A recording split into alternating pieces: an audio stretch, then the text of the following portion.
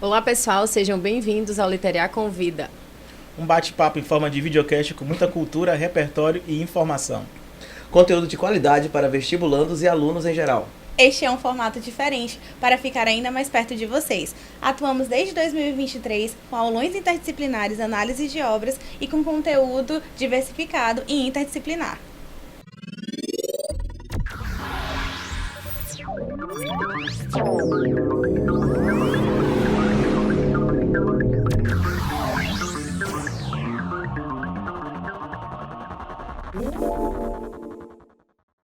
A gente vai abordar aqui hoje também a questão do cinema brasileiro, então a gente escolheu aqui, né, cada um de nós escolheu um dos filmes que mais marcou a nossa visão sobre arte, sobre cultura, sobre cinema e, claro, de alguma forma, sobre a área que a gente atua, né?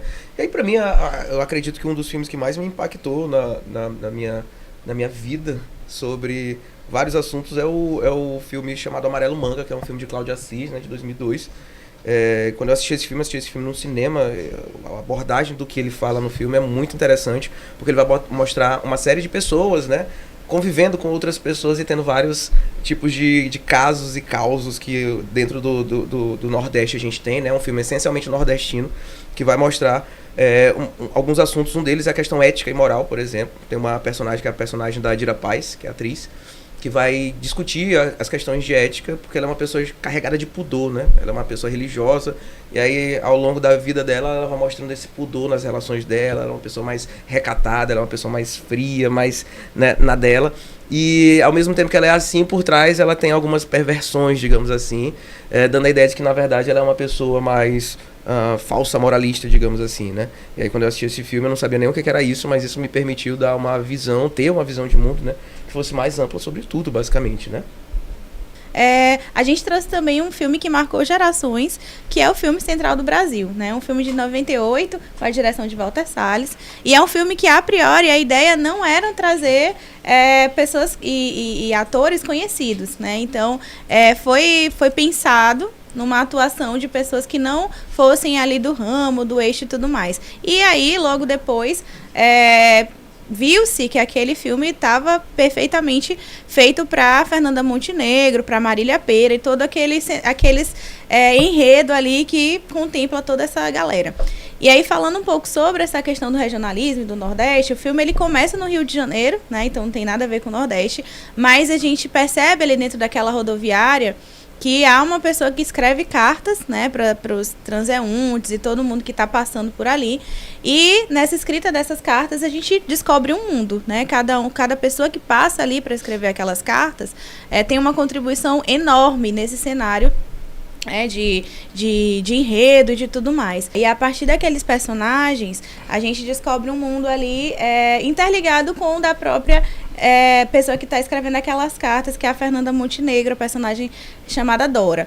E uma das personagens, daquelas pessoas, né, nordestinas, que estão ali pedindo para que ela escreva aquelas cartas, é a mãe, né, com um garoto que a procura, escreve a carta para o pai do menino, e depois disso, né, ela tem um acidente na própria rodoviária e tudo muda. Então, a gente percebe ali uma virada de chave dentro da própria trama, onde quem escreve as cartas, a Dora, ela se vê totalmente conectada, né, àquele menino e à realidade dele, que é uma realidade dura e muito presente na vida de vários brasileiros. Essa realidade, né, do Nordeste, nessa percepção mais dura mesmo, como tu falaste, Ana, também pode ser percebido no filme Que Horas Ela Volta, né? Particularmente se não o meu filme preferido, mas um dos melhores filmes para mim, melhores produções brasileiras, que fala também a respeito desse papel muito delimitado, né, que Sim. a sociedade coloca, principalmente para nordestinos, que é aquele papel socialmente desprivilegiado, né? Então, no Que Horas Ela Volta, a gente tem a Val, que é o retrato de muitas pessoas que, assim como ela, migraram do Nordeste para o Sudeste em busca de melhores condições de vida e, por falta de formação, por falta de oportunidades mesmo, assumiram papéis, né, empregada doméstica, no caso da Val, de uma família de classe média alta, e lá permaneceu por muitos anos, por décadas, né, pode-se dizer assim. praticamente 2 décadas, uma vez que quando ela chegou, o Fabinho, né, que ela tomava conta, era criancinha ainda, e quando ela foi embora ele já tinha quase 20 anos. Então, basicamente 2 décadas ali naquela mesma posição, Sim. naquela mesma condição da empregada, e não conseguia voltar, né, para buscar a filha, e tomou conta, né, fez ali o papel de empregada doméstica, de babá, assumiu várias funções ali naquela casa, naquela família, e sempre naquela ideia de que, não, imagina, a Val é da família, Sim. não, a Val não é uma empregada, a Val é da família, e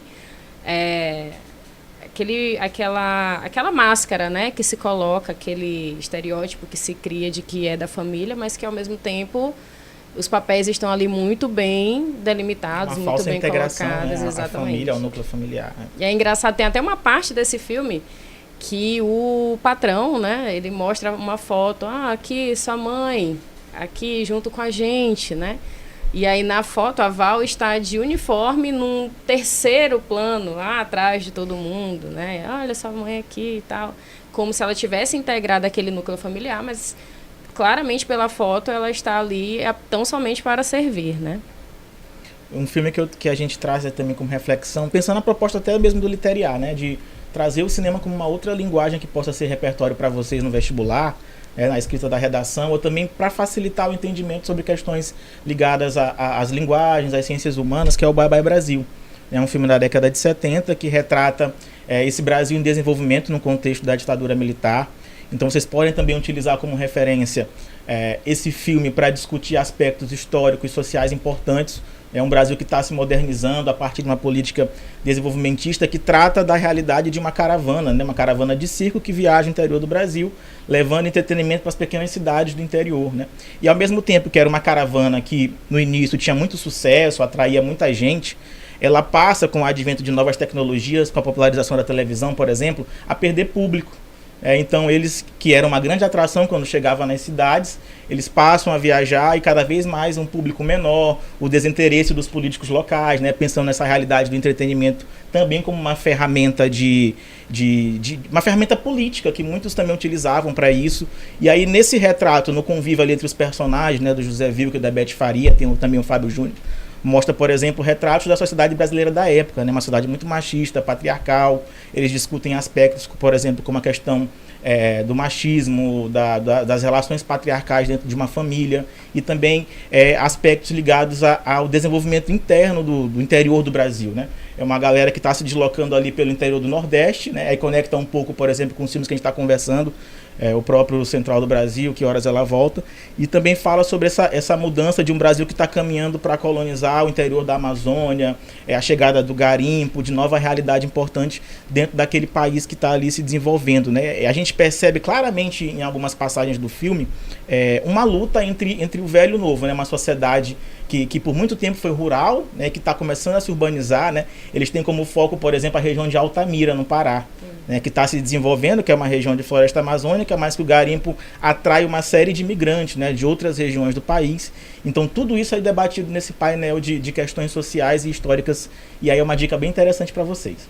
É bem legal relacionar esses filmes, por exemplo, a eixos, né, para serem usados como repertório sociocultural. Quando a gente está falando de redação, por exemplo, na introdução, na contextualização, é de muita valia, né, que esses filmes sejam colocados quando eles puderem ser relacionados, né, Ana, ao eixo temático em questão.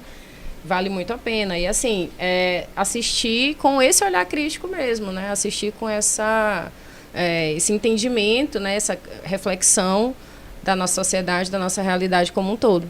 Principalmente porque a gente tem dado bastante ênfase a esse repertório voltado para a originalidade. Então, quando a gente pensa, né, em legitimação, a gente pensa exatamente em propriedade do assunto. E essa propriedade, ela só se faz presente quando a gente, de fato, tem conhecimento daquilo. E não apenas dos filmes, né, como a gente tem batido bastante nessa tecla, mas de uma forma geral de todas as obras. Então, não é apenas uma referência por referência, mas que a gente tenha propriedade nessa criatividade, originalidade, o que vai fazer o diferencial de um texto. Então, o foco na temática é importante, mas também com que a gente faça com que a gente se aproprie mais daquilo e saiba do que está falando, né, para onde vai e por que vai.